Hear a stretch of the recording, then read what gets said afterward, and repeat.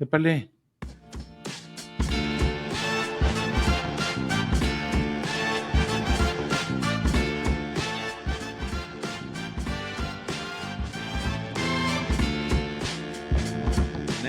Van a terminar cerrando. Y luego está completamente desordenada, obstruida por todos lados y el tráfico. En varias ocasiones, no me va a dejar mentir Tito, problema cero, tampoco es así como que para tanto, ¿no?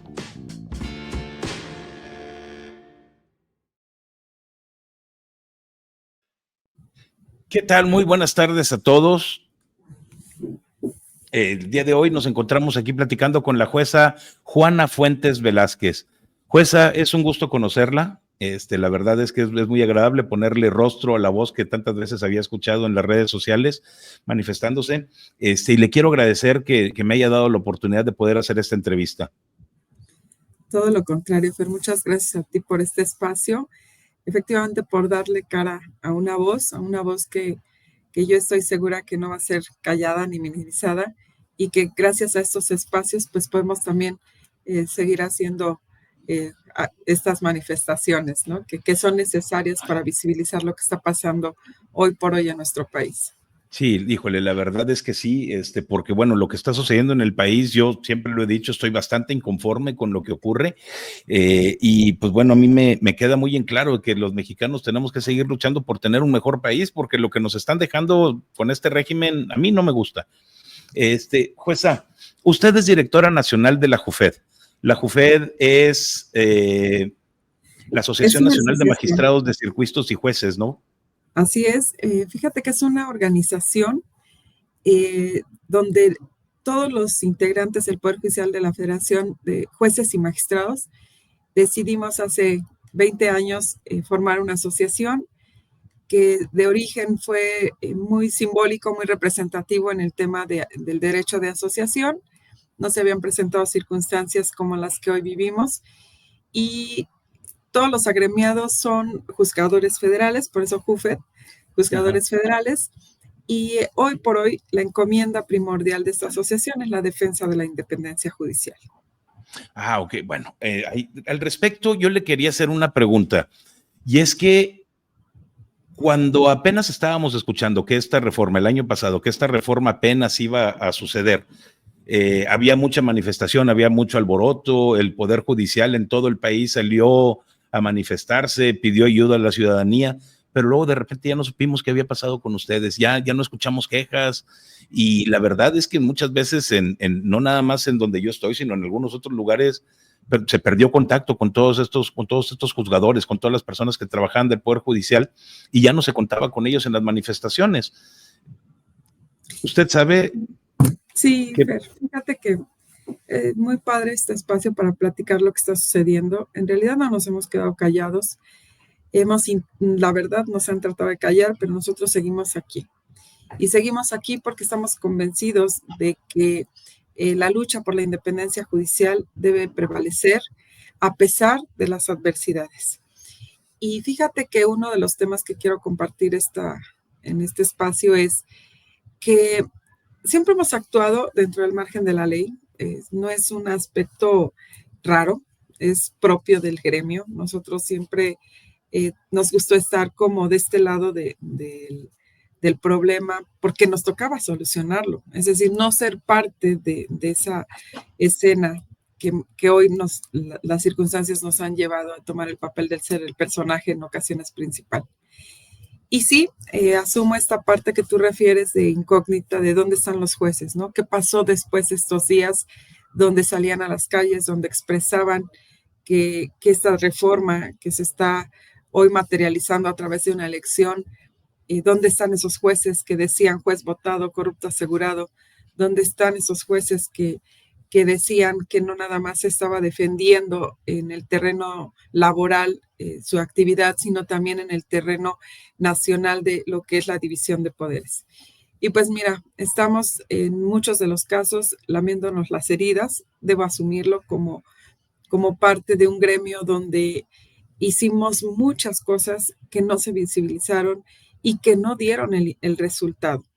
Y siempre dentro del margen este cuadradito de, pues la ley dice esto, vamos a hacer esto. incluso la propia suspensión de actividades que llevamos a cabo lo hicimos con la ley en la mano, digámoslo así, ¿dónde está nuestra libertad de expresión? ¿Dónde está documentado la posibilidad de salir a las calles a manifestarnos? Pero, pues obviamente hay un desgaste emocional, estamos lamiéndonos las heridas, un gremio que no estábamos sinceramente preparados para perder, y para perder en un terreno, decirlo así, es perder en muchos escenarios nuestras vidas. Dentro de este sector de jueces y magistrados, hay un grupo muy fuerte que son los jubilados y están transitando en la adaptación, porque debo decirte que son retiros forzosos. La gente optó por la jubilación como un retiro forzoso porque tenemos muy bien establecido que no obstante a los 60 años la gente se podía jubilar, se quedaban hasta los 75 años o más, o incluso hasta morir. Muchos titulares fallecieron en el ejercicio de la función. Entonces están transitando de este mundo de estar 24/7 haciendo sentencias, resolviendo juicios, protegiendo los derechos humanos, analizando cuáles son esos juicios donde hay que proveer, no nada más con lo que te dicen las partes, sino con aquello que el derecho humano te instruye a resolver, pues están migrando de un cuarto de 4 paredes con una jurisprudencia en la mano, a ver qué van a hacer hoy en casa, a veces sin ganas de levantarse, no lo han externado. Entonces aquí hay un problema latente y es un fuerte número de juzgadores que optaron por la jubilación y están transitando de ese proceso de un 24/7 a un 0, ¿no? Aquí yo le tengo una pregunta, Josa, porque mire, hace poco yo me enteré que hubo un documento, un oficio en donde literalmente les dicen a todas estas personas que van a perder su empleo o que ya que se retiraron de acuerdo a la ley que se aprobó en septiembre del año pasado, no hay dinero para pagarles, háganle como quieran. ¿Es cierto eso? Así Digo, es. porque sí. este documento tengo entendido que fue dirigido hacia usted directamente. Exactamente. Fíjate que parte no mío, ni de la asociación, ni tampoco del consejo, ni fue ellos mismos al decidir este despido masivo, porque así se llama laboralmente hablando, un despido masivo, corrieron a todos sin causa justificada, porque ellos mismos aceptan que no hubo un diagnóstico, que el discurso fue los jueces corruptos, pero no hay un documento o una investigación que lo avale. Bueno, después de que ellos mismos se comprometen en esa reforma a pagar una compensación por los años de servicio y 3 meses de salario, resulta que hoy no hay quien los pague. Ya compañeros se retiraron desde septiembre, octubre, noviembre, diciembre, enero, febrero, marzo, abril. Y bajo esta modalidad de tengo derecho al pago, no hay un lugar donde se pueda tocar la puerta y recibir el pago. ¿Por qué por qué me dirigen este oficio? Fue en respuesta a una petición que hicimos porque en la misma disposición constitucional se estableció que el pago se iba a dar de los fideicomisos, del dinero que hay en los fideicomisos y que es propio de los jueces y magistrados, y que un día en la mañana resulta que ese dinero ya no estaba. Y entonces, ¿por qué lo dirigimos hacia el Consejo? Porque el Consejo de la Judicatura, por lo menos hasta hoy, es el órgano de administración, vigilancia y disciplina del Poder Judicial de la Federación. Pero mira, la respuesta que da es que no se cuenta con esos recursos. Entonces, ni el mínimo vital estamos hoy garantizándole a los compañeros que deciden retirarse. Esa parte a mí me llamó muchísimo la atención porque a mí, yo que no tengo nada que ver con el Poder Judicial, que pues bueno, lo único que tuviera que poder ver en algún momento sería si yo cometiera un delito, que hasta ahorita no lo he hecho, pero que no conozco cómo funciona el Poder Judicial. Lo único que ahí me permite ver es que dentro del sistema hay problemas. Me imagino que hay muchas tensiones por lo que está ocurriendo, ¿no? Sí. Entonces, yo no sé si usted nos pudiera platicar qué es lo que se vive dentro del ambiente del Poder Judicial ahora que vienen estas elecciones, porque pues bueno, como usted lo dice, algunos decidieron participar, otros decidieron renunciar a su cargo, pero ¿cuál es la postura de todos estos grupos? ¿Cuál es la postura de todas estas personas? Mira, efectivamente hay varias posturas. El tema de los jubilados ya lo platiqué, a grosso modo. Hay un grupo también de personas que son generación 25, tienen que irse en 25, de acuerdo a lo que la disposición constitucional estableció, y deciden en esta lucha decir, es un lugar que yo me gané, voy a participar por quedarme aquí. Y si el Ajá. método es la elección, bueno, voy, participo y en un periodo corto trataré de transmitirle a la gente que mi desempeño como juez ha sido bueno y pues lograr su voto en el próximo 1 de junio. Ese es un sector, pero es un sector que desgraciadamente y está también ya más que visibilizado, pues están recibiendo mucha presión porque se encuentran en las calles o en ciertos lugares personas que le dicen, ¿quieres el voto de nosotros? Pues te cuesta tanto, ¿no? Abiertamente, hoy tenemos gente que pide entre 200, 500 y hasta 1,000 pesos por un voto, confundiendo a los jueces como un político cotidiano, como el político que hemos construido en estos tiempos, ¿no? Y entonces, Sí. pues un juez en primera no tiene peso que ganamos, peso que es fiscalizado, número uno. Número dos, el propio INE estableció las reglas del juego, no se puede llevar campaña de esa manera y yo también creo que dentro del terreno legal no puedes estar comprando votos y pues entonces, ¿qué encuentran mis compañeros? Número uno, una oferta de votos a cambio de dinero o incluso a cambio de despensas. Debo decirte que hay compañeros que nos han compartido que dicen, ¿y mi despensa? O sea, ve a qué grado estamos llegando. Y Aquí entonces, perdóname que te interrumpa, pero aquí en Monclova han llegado a decir estas personas que van a poner escuelas. exacto, exacto. ¿Qué se presta? Pues justo a que el candidato haga promesas totalmente irreales y nada acordes a lo que el servicio de justicia implica. La justicia independiente tendría que ser una promesa de campaña, yo sí creo, y el juez independiente lo que tiene que comprometerse es a no, eh, que su justicia no dependa de los intereses de alguna de las partes. Es totalmente contradictorio pedir un apoyo en voto cuando no puede haber esa contraprestación de yo te apoyo, pues ahora tengo que pedirte que la sentencia que llegues a emitir sea a mi favor. Entonces, es un verdadero relajo, pero bueno, este es el sector de compañeros que yo explico el por qué se da la situación de que concursan y es esencialmente por mantener su trabajo que con tantos años, con tanto esfuerzo, con tanta inversión intelectual, de vida, hay compañeros que han dejado su vida aquí, incluso si lo trasladamos al terreno emocional, personas sin pareja, porque debo decirte, las juzgadoras en su mayor parte de juzgadoras están en una situación sentimental de no tener pareja, no tener hijos, porque lo han dejado de lado por lograr este sueño profesional que hoy destruyen esas carreras y pues la única forma de mantenerse o permanecer es a través del voto y pues están ahí.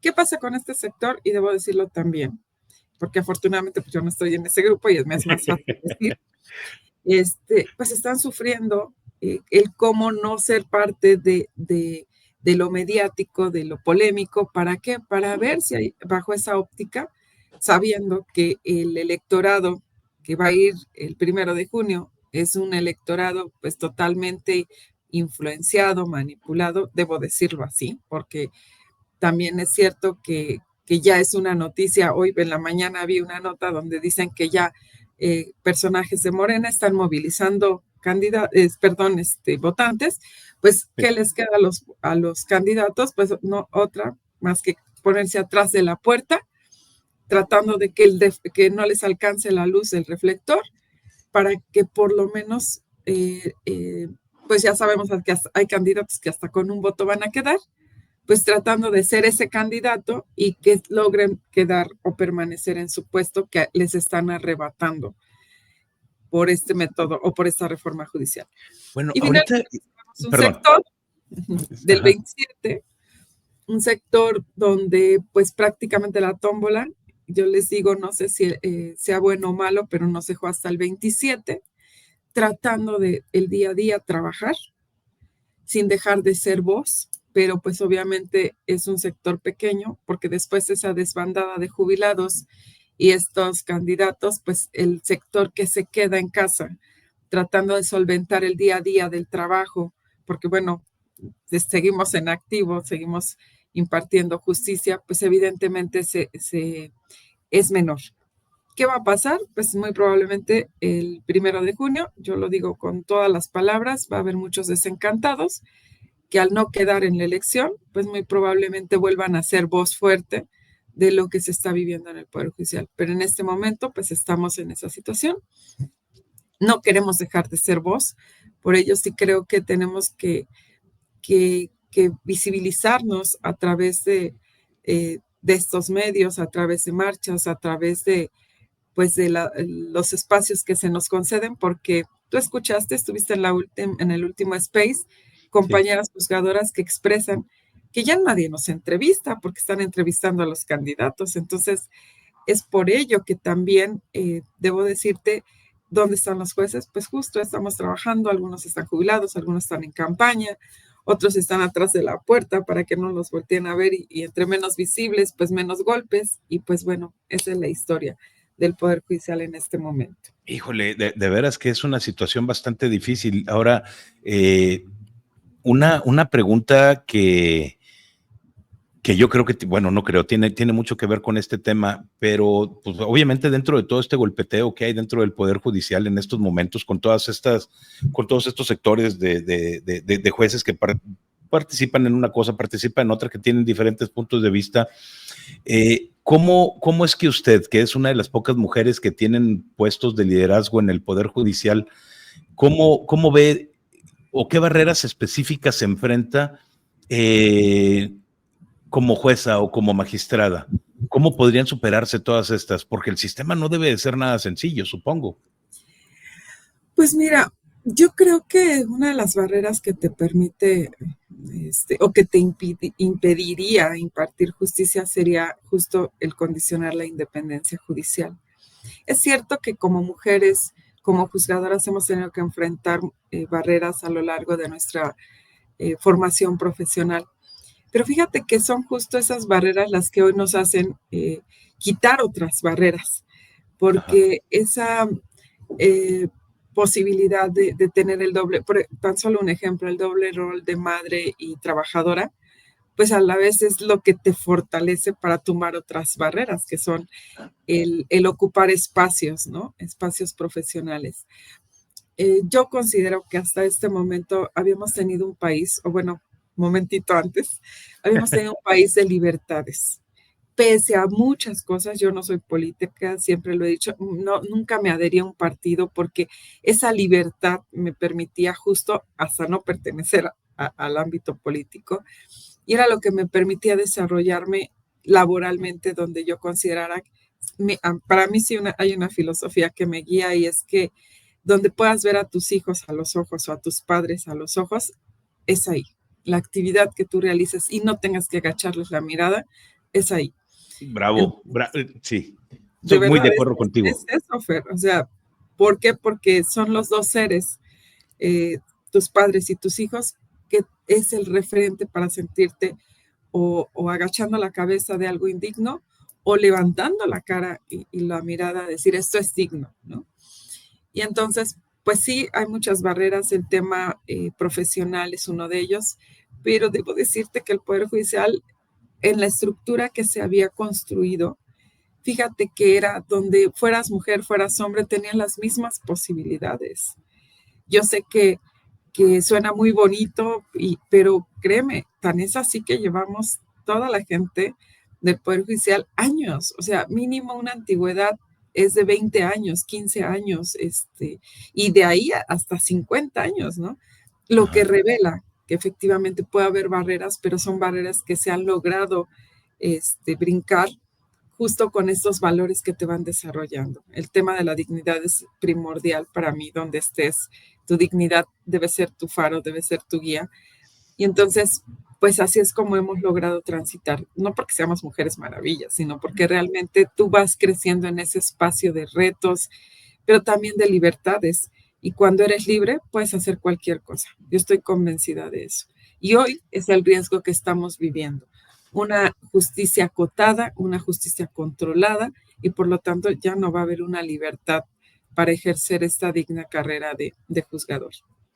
Justamente esa pregunta se me había venido a la mente porque, digo, ya que estamos hablando de las preocupaciones que tenemos con la reforma al Poder Judicial que se aprobó en el 2024, ¿cuáles consideraría usted que son los mayores riesgos para la independencia del Poder Judicial al implementar una elección de jueces por voto popular? Y lo digo precisamente por el hecho de que hay candidatos, hay personas que están ofreciendo cosas que definitivamente no les toca, con un presupuesto que simplemente no existe, cuando en estos momentos sabemos que los juzgados no tienen dinero ni para las plumas, ni para los clips, ni para los lápices.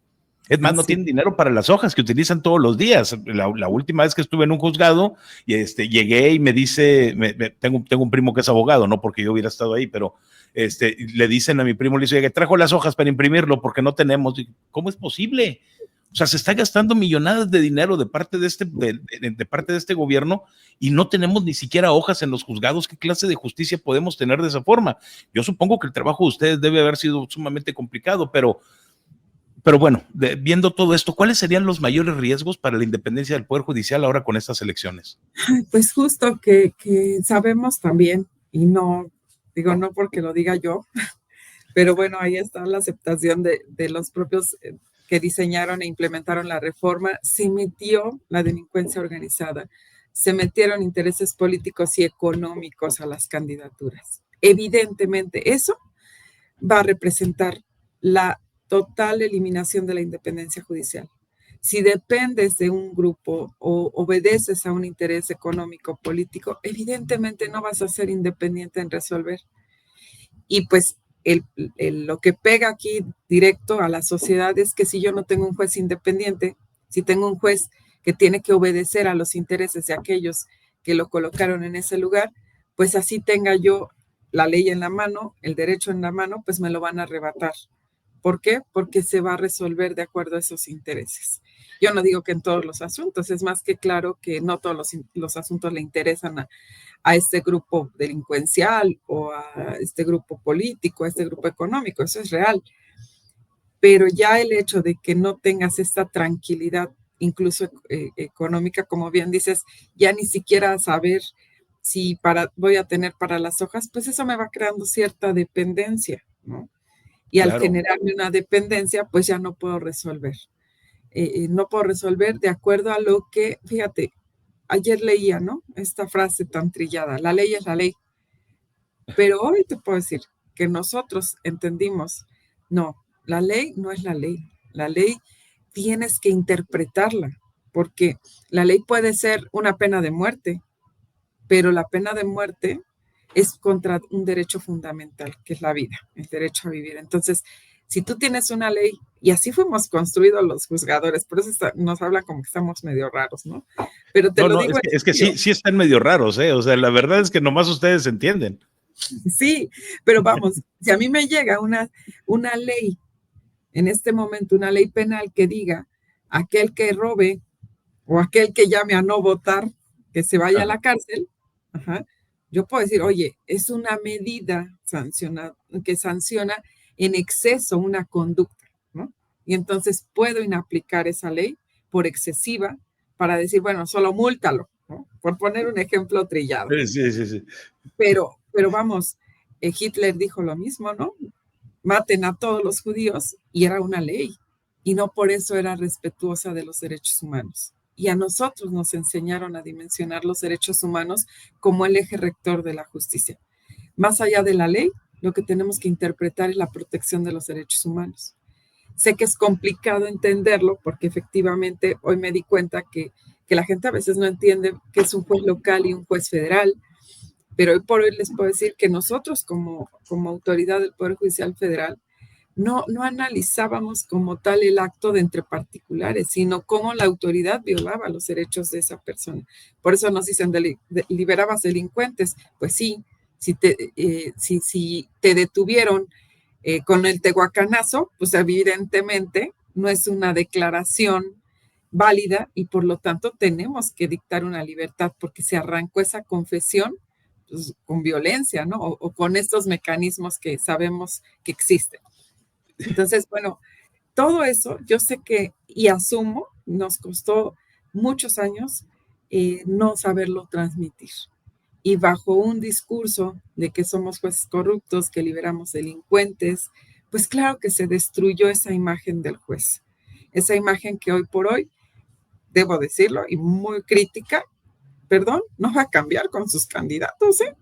Ellos mismos están aceptando que está adentro de las candidaturas, entonces no me vengan a decir que la justificación de la reforma se está cumpliendo, porque no es cierto. Ahí ellos No, mismos están asumiendo. perdón. Bueno, es que lo que estás diciendo ahorita a mí siempre me ha llamado mucho la atención, porque tenemos una reforma al Poder Judicial que se hizo sobre la base de no sé cuántas suspensiones, no sé cuántos amparos, que supuestamente debieron de haber sido considerados y debieron de haber sido utilizados o ¿cómo se, cuál es la palabra? Debieron haber sido cumplidos por el Poder Legislativo de detener el proceso de la reforma porque se estaban violando derechos humanos, etcétera. Pero estas personas simplemente se lo pasaron por el arco del triunfo, siguieron haciendo las cosas y pues para mí eso es algo ilegal. O sea, digo, la verdad, yo sin entender cómo funciona el sistema judicial, para mí desde ese momento todo lo que haya salido del Poder Legislativo se vuelve ilegal. Sí, ¿O puedo estar equivocado? no, nada equivocado. Y mira que ya en la teoría pura del Estado, yo te puedo decir que el Poder Legislativo, que le toca redactar las leyes, pues tendría que ser un poder en sentido amplio justo, porque es el que recoge las necesidades sociales. Pero ayer me pusieron un ejemplo que me hizo pensar, efectivamente, si hablamos más allá del siglo XVI, a las brujas, ¿qué les hacían? Las mataban, ¿no? Las quemaban, o a las Sí. que decían que eran brujas. ¿Y quién lo decidía? El pueblo. Votaban ahí y decían que la maten, sí, que la maten, que la quemen. Y ni era bruja, ajá, ni la pena de muerte era lo correcto para lo que se pretendía. Y lo Ajá. decidían las mayorías. Ojo, ¿qué significa? Que no siempre las mayorías tienen la razón. Y por eso es que el Poder Judicial, en su minoría y en su falta de lenguaje, en su falta de muchas cosas, no estamos mal, simplemente somos diferentes, pero no por eso tenían que haber eliminado al Poder Judicial. Y que queda eliminado, sí quedó eliminado, porque esa independencia es lo que mantenía al Poder Judicial. Hoy tenemos propiamente un solo poder concentrado y que el mismo que hace la ley va a ser el mismo que la aplique y el mismo que diga cuándo no la aplique. Entonces, vamos, un caos que está provocándose con todo este tema de la reforma. Pero No, no. usted cree, jueza, que con todo esto que ha estado ocurriendo, ¿cree que todavía quede algún poder judicial que intente en algún momento recuperar la confianza de la ciudadanía con todas estas narrativas que se han venido dando, donde dicen es que los jueces son corruptos, o donde hablan del cártel de Norma Piña, ¿no? Porque pues también lo dicen, el Sí, cártel de claro. Norma Piña liberó al ladrón de la casa que ella, pues, güey, Norma Piña ni siquiera sabe que mi ciudad existe, ¿verdad? Exacto. Pero ya le están echando la culpa y esas narrativas. ¿Usted cree que vaya a haber alguna manera en la que se pueda... ¿Sabes qué creo, Fer? Que el eh, mejor juez que vamos a tener en estos tiempos es justo la sociedad. La sociedad tiene que despertar, la sociedad tiene que ser crítica y tiene que actuar frente a los personajes que lleven esta actividad, no solo judicial, sino también la función. Así como decimos, al momento de que yo delego el voto y un ajá, diputado viene y me tiene que rendir cuentas, pues por supuesto que el juez también. Y pasar por el escrutinio social. Y ese escrutinio social será la mejor sentencia que tengamos para este nuevo sistema de justicia. A mí me hubiera encantado decirte esta tarde que vivimos en un sistema donde se respetan las leyes, pero respetar las leyes es respetar las suspensiones. No se respetaron las suspensiones, no se no, respetaron las decisiones de los jueces. Y eso sí es muy riesgoso, porque si yo ordeno, fíjate, un tema, por ejemplo, muy recurrente para que nuestra sociedad, para que los que nos escuchan eh, eh, entiendan la dimensión, es que, ¿qué pasaba con el amparo? Que si en este momento yo, juez penal, recibía una servilleta de un interno de un reclusorio, me decía, me tienen incomunicado, necesito ayuda, eso para mí era un amparo. Y en ese momento se manda un actuario que entre al reclusorio y que vea si están golpeando, si está incomunicada esa persona. Y en ese momento se le concedía una suspensión para que dejara de estar privado de. Hoy, si no hicieron caso de una suspensión, dime qué vamos a tener como vida misma. Porque yo no te estoy hablando de nosotros como juzgadores, o sea, del día a día, lo que vivimos a través de las suspensiones. Era evitar muchas veces actos de violencia. Si, por ejemplo, en el tema de, recordarán todos estos temas que se generaron por el COVID, si nosotros le decíamos a un hospital, ministrale el medicamento a un niño porque también es vulnerable y porque también requiere esa protección de la vacuna para que no, si llega el COVID no le llegue con la fuerza que pudiera generarle la pérdida de su vida, hoy va a dejar de ser un mecanismo de protección porque ya no va a haber un juez que diga no, porque he de platicarles que uno de los argumentos que me dijeron que por qué tenía que ser diferente el Poder Judicial es porque nosotros decíamos que se le pusieran vacunas a los niños. Acá, hijo. ¿Le ocurría eso si el gobierno había dicho que solo adultos? Así me lo dijeron. Y yo dije, pues porque nosotros, a través del amparo, la decisión que se toma es una decisión estudiada. Y si a nivel internacional se emitieron protocolos que sí permitían que la vacuna se pudiera administrar a niños, pues ¿por qué no a través de una sentencia de amparo se le va a conceder ese derecho al infante? Pero así me lo dijeron, Fer. Ustedes siempre van en contra de las políticas del gobierno. Pues sí, efectivamente, pues estamos en contra de las políticas del gobierno. Porque para proteger un derecho humano, no siempre vas a ir con la política del gobierno. No, y claro que no. Eso incomoda. Claro, no, ustedes se vuelven unos cadillos en medio de las dos nachas ante un gobierno que definitivamente no está trabajando para el pueblo, no quiere hacerlo, se está haciendo, pues, está haciendo el Gasparín, está desapareciendo, muy amistoso con todo el mundo, pero nadie lo ve cuando lo necesitas. Exactamente. Entonces, oiga, jueza, usted ha señalado también que el Poder Judicial en algunas ocasiones no fue escuchado durante el proceso de reforma. ¿Qué mecanismos se pudieran implementar para evitar que esto volviera a ocurrir en el futuro? Pues mira, sin duda, yo sí creo que la construcción de las leyes y las reformas tiene que ser escuchando a los afectados. Es más, es el mínimo vital, un derecho de defensa. Y lo digo porque pues es muy fácil destruir, ¿no? Imagínate que llego a mi casa y hay una gotera, hay otra y de pronto digo, no, tumben todo el techo. Pues tengo que escuchar al especialista, al experto, al que lo vive, incluso al dueño de la casa, porque a lo mejor el de la casa dice, oye, pues a lo mejor nomás con un remiendo, ¿no? Queda esa gotera y te dura otros añitos. Ah, no, pero si no escuchamos, pues podemos destruir. Y eso pasó con el Poder Judicial. Efectivamente no fuimos escuchados. Yo como directora de la asociación, buscamos espacios con los legisladores que en ese momento estaban analizando la reforma y nunca fuimos escuchados, nunca. Incluso nos invitaron a la inauguración de las mesas de diálogo, pero al día 2, yo creo que eso de ser contreras, pues no les viene bien, no les gusta escuchar el no, y pues propició que ya no nos abrieran la puerta en los foros subsecuentes. Entonces, no, híjole, sí te lo creo. No, sí te lo creo. Sabes que ahora que están con lo de la ley esta o la reforma que quieren hacer en la ley de telecomunicaciones, unos amigos y yo habíamos pedido que nos dieran un espacio. ¿Tú crees que nos contestaron? ¿Tú crees que nos dijeron sí, vénganse?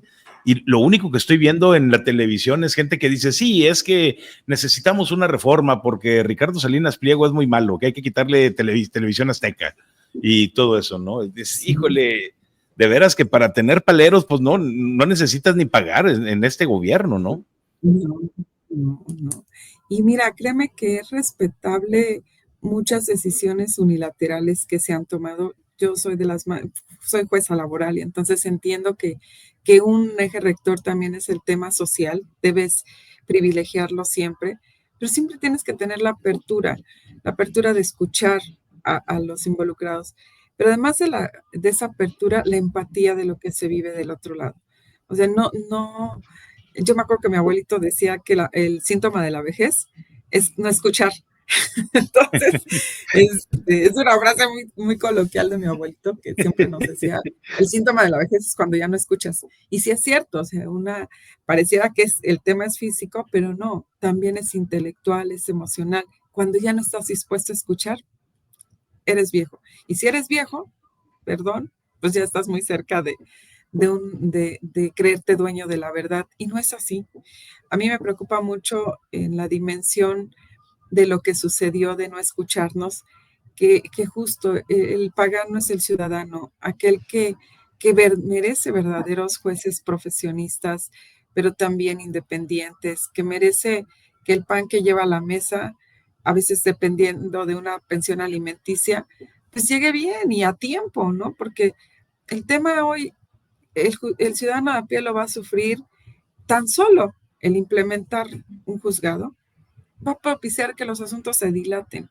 Y aquí tenemos temas de gente en la cárcel, tenemos gente que requiere de una pensión alimenticia, de una atención médica. ¿Qué va a pasar con ellos? Escuchaba una reflexión bien padre porque eh, decían, ¿por qué no ese dinero mejor se gastó en tratamientos para niños con cáncer, ¿no? ¿Para qué Justo, tirar el dinero en una elección? Y esto es justo. sensible, ¿no? Esto te mueve cables, sí es cierto. O sea, no es de ir y tirar el dinero porque yo lo administro, no. Hay que canalizar bien el dinero a las causas que lo justifican.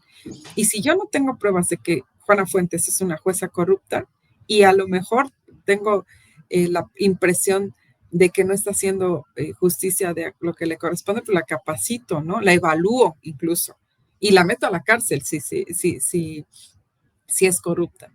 Pero no hago esos actos como la antesala, sino como consecuencia de una investigación, después de ya haberla capacitado, porque pues, si no, imagínate correr a todos los juzgadores del país así porque me caen gordo, pues me queda claro que no voy a pagar yo los platos rotos, sino el que se ve beneficiado de los servicios de justicia.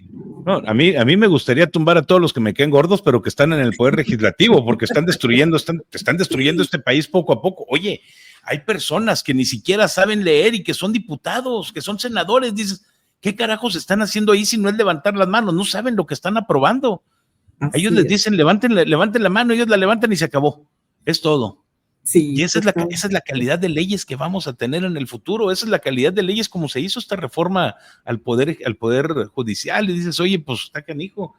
Sí, Oiga, fíjate que hablando de ese tema, no me gusta mucho meterme, pero porque pues zapatero a tu zapato, no sé mucho del proceso legislativo, pero sí creo que tú escuchas hoy el debate en el Congreso y es muy corriente, y lo vulgar. digo frente a un debate a ver, vamos a hablar de telecomunicaciones. ¿Yo qué diablo sé de lo de las vías de comunicación? Nada, nada. Por eso requiero siempre para llevar un cargo, pues la especialización, el conocimiento.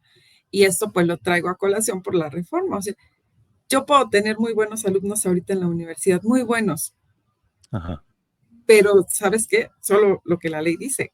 No dimensionan el sentimiento propio que llevó a crear esa ley, ¿no? Y lo pongo de ejemplo, lo coloquial es el tema, por ejemplo, la seguridad social que me toca ver todos los días. Pues sí, Ajá. si una viuda no estaba casada, la ley dice que solo las que estaban casadas, pues sí, así dice la ley, pues. Pero si yo entiendo en la dimensión de que vivían como pareja, que tuvieron hijos, pues ¿por qué no darle la pensión a alguien que no se casó, pero que sí actuó como si fuera esposa, como con estas consecuencias que tiene un vínculo sentimental? Pues le daría la pensión. Y eso lo entiendes con el tiempo, explicándoles a los alumnos no nada más qué dice la ley, sino también conociendo el día a día cómo se dan las relaciones humanas, las relaciones sentimentales, que ya no nada más el matrimonio es la única forma que te permite vivir con alguien, sino también una situación de hecho. Entonces, esto pues preocupa porque hoy toda esa profesionalización, toda esa capacitación, todo lo que se había logrado a través de años, se perdió y pasará a un ejemplo como de hoy en lugar de operarte el mejor cirujano,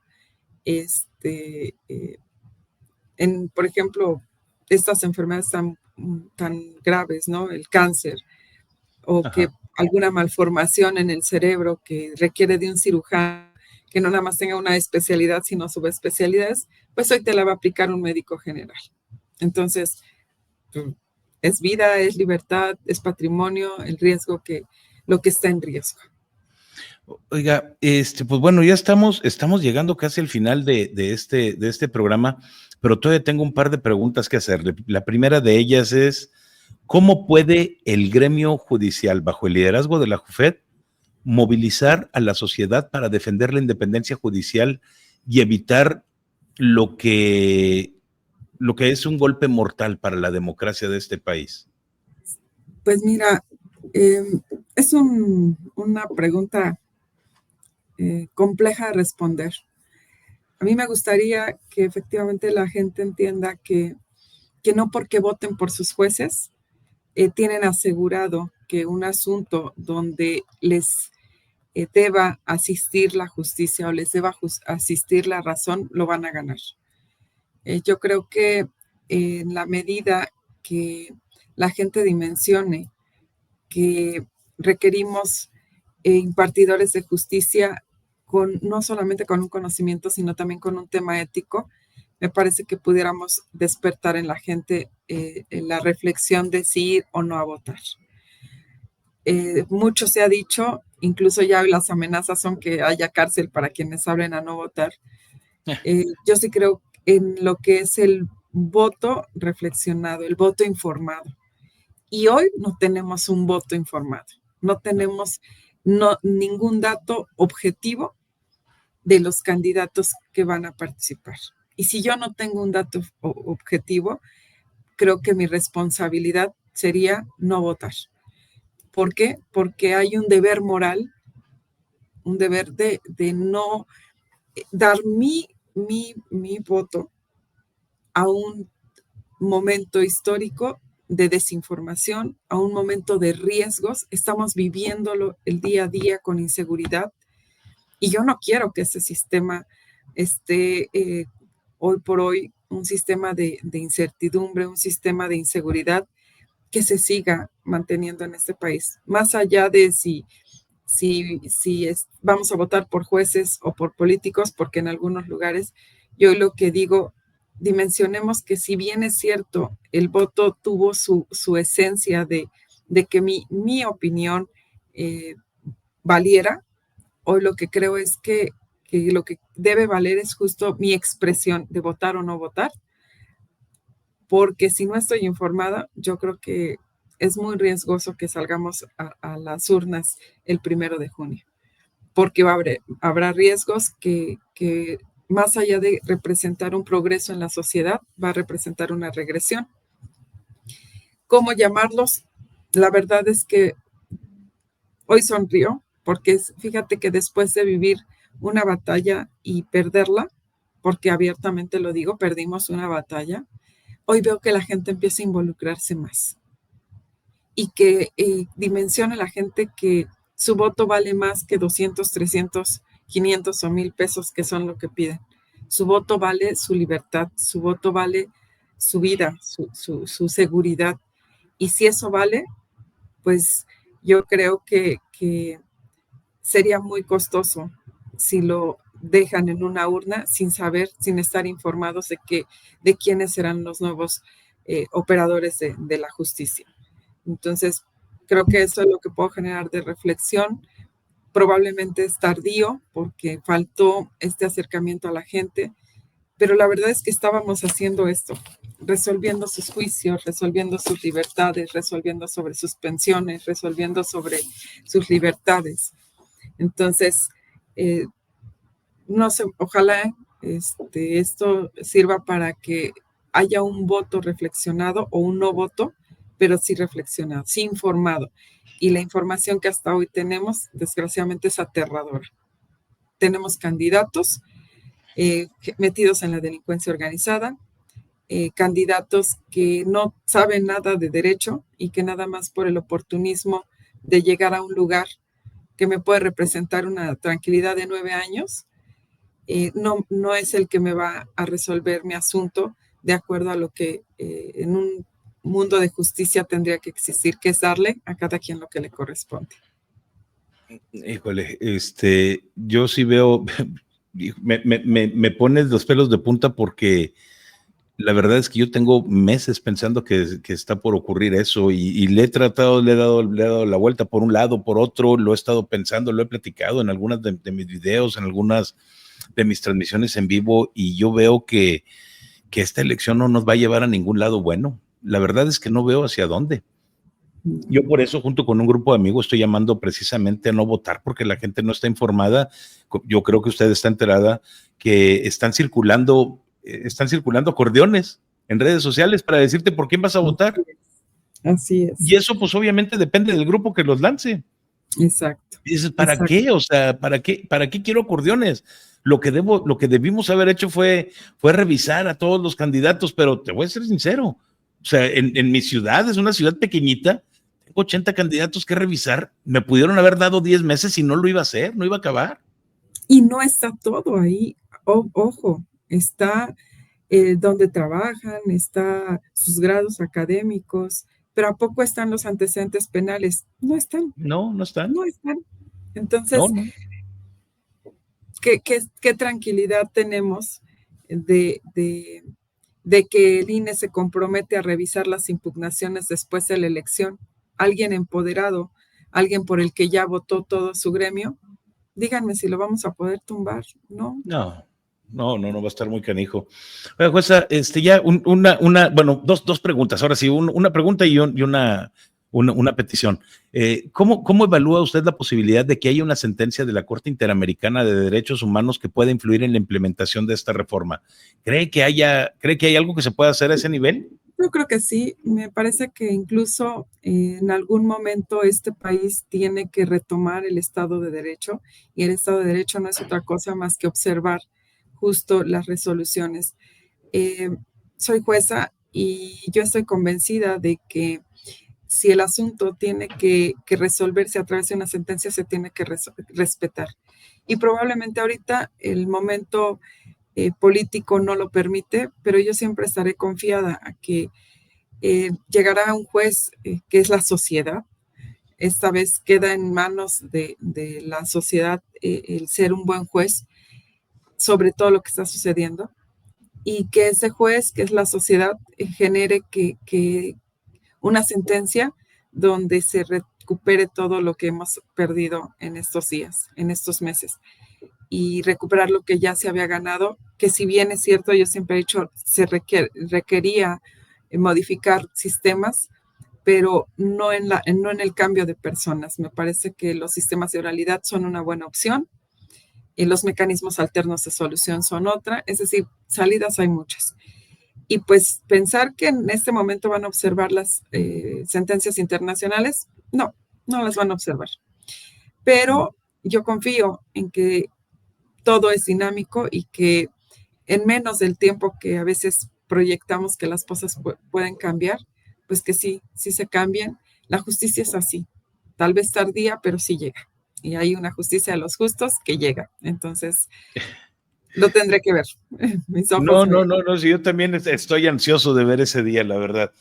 Bueno, jueza, ahora sí, nada más una petición ya para terminar este programa. ¿Nos pudiera narrar algún caso que la haya marcado? No que sea un caso dramático, puede ser cualquier tipo de caso, un caso que le haya llamado la atención en su trayectoria, desde que empezó allá en la Sierra Norte de Puebla hasta donde está ahorita. Sí, fíjate que con mucho orgullo platico un asunto que a mí me marcó la vida, y es un asunto que tuve de trabajo infantil. Una menor de 15 años, la ley establece que está prohibido que laboren de menores de 15 años. Una niña que su situación económica era muy compleja y decidía después de la escuela irse a trabajar a una fábrica. Un día no fue el que operaba la máquina cortadora de cartón, la ponen a ella a operar la máquina y se lleva media mano con la máquina. Y con ese asunto me quedó claro que el juez tiene que ser sensible a lo que está juzgando y que no puede ser su única herramienta para juzgar la ley. Tenía yo que recurrir a protocolos porque obviamente no era una trabajadora común y corriente, era una menor. y estas frases que hablan de trabajo infantil, que son las peores formas, ¿no? Del trabajo porque marcas la vida de los infantes. Y entonces ese asunto me representó para mí el dimensionar de que una sentencia puede eh, restituir un derecho, pero no todo. Entonces, me enseñó a entender que detrás de cada expediente hay vidas, hay libertades, hay incluso temas de salud. Y me marcó porque fíjate que yo como medida cautelar le dije al Instituto Mexicano del Seguro Social que mientras duraba mi juicio le diera a la niña las terapias, porque al perder 2 dedos, ella perdió la capacidad del pensamiento. Y era Sí. importante que a través de las terapias con estos 3 dedos ella no perdiera esa facultad que hoy con 3 dedos pues puede tomar una taza, puede tomar una cuchara. Entonces, eh, me dimensionó mucho en mi vida porque el trabajo siempre ha sido como que ese mensaje de que para ser digno tienes que trabajar, ¿no? Y, y, y como en ese caso en concreto, el trabajo, más allá de que buscaba la dignidad la niña y una forma de vida, le fregó la vida, ¿no? Le fregó porque, eh, pues con ese accidente de trabajo perdió parte de su manita y desgraciadamente, pues hoy le impacta, pero fue una sentencia donde pude desarrollar mis habilidades de jueza, trayendo protocolos de actuación para juzgar con perspectiva. Tratándose de infantes, tuve que traer una psicóloga para que me dijera si no estábamos revictimizando a la niña al traerla al juicio. El tema de la seguridad social para condenar en una sentencia a darle una pensión a la niña.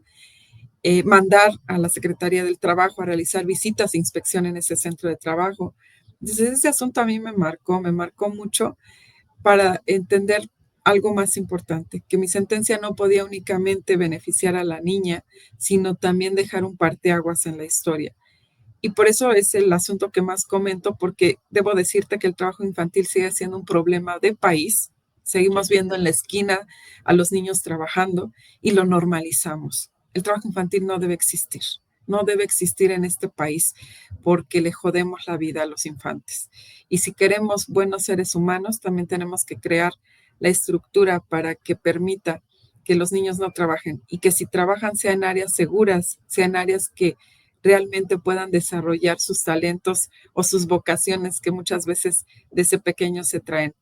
Entonces, pues sí, fue un asunto de vida. La sentencia ahí está. Es un asunto que incluso próximamente lo vamos a ver en un documental que se está llevando a cabo con entrevistas incluso a la niña y el valor que tuvo la niña. Por eso me gusta resaltarlo, por el valor que tuvo ella de acudir a un tribunal, porque Fíjate. no todo el trabajo infantil se denuncia y lo tenemos todos los días. Basta salir a la calle para ver niños trabajando y eso Hombre, no debe existir. uno de los temas que prefieren estas personas que ahorita están en el régimen que nos gobierna, eso es precisamente el tema infantil, ¿eh? Están intentando adoctrinar por donde le busques a los niños y tengo una amiga que está muy metida en el tema, Mariana Benavides, que qué bruto, o sea, lees, o sea, yo los he leído porque ella me lo dice, pero cada cosa que aparece en los libros de texto gratuitos que dices no es posible, pero pues Así. bueno, eso ya es para otro tema. Jueza Juana Fuentes Velázquez, usted es la directora de la JUFET, que es la Asociación Nacional de Magistrados de Circuito y Jueces de Distrito del Poder Judicial de la Federación. Muchísimas gracias de veras por su tiempo, muchas gracias por haber estado aquí. Hay algo más que nos quiera decir antes de que nos vayamos? Pues tenemos que ante las adversidades salir. Yo lo digo como ser humano, como mexicana. Sé que la situación no es óptima, sé que estamos transitando en un momento muy difícil, pero tenemos que salir ante la adversidad. Y ante la adversidad debemos crecernos y no valemos un voto, no valemos 200, 500 o 1000 pesos, valemos mucho más. Entonces, como mexicanos, yo de verdad les invito a que en estos tiempos tan complicados luchemos por ser mejores personas, y mejores personas está desde el hecho mismo de salir y saludar a la gente. Yo se los digo, créanme que me genera mucho problema encontrar esa falta de empatía a los problemas que a todos nos suceden. Tenemos que recuperar lo más básico, que es la sencillez, lo más básico, que es ser humano. Híjole, excelentes palabras y qué buen mensaje dejaste al final.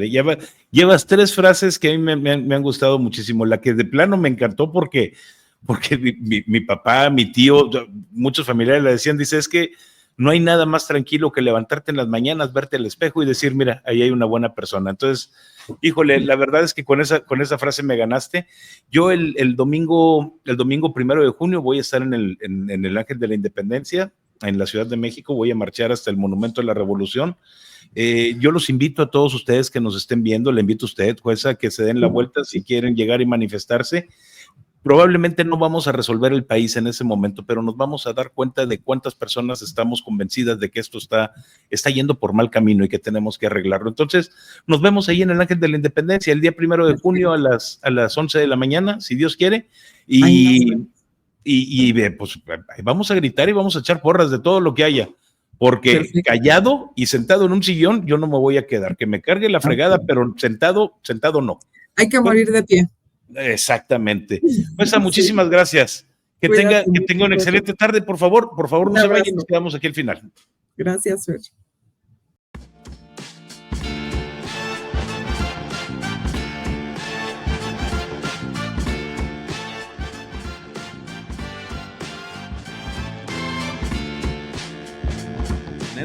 Van a terminar cerrando y luego está completamente desordenada, obstruida por todos lados y el tráfico en varias ocasiones, no me va a dejar mentir Tito, el problema cero, tampoco es así como que para tanto, ¿no?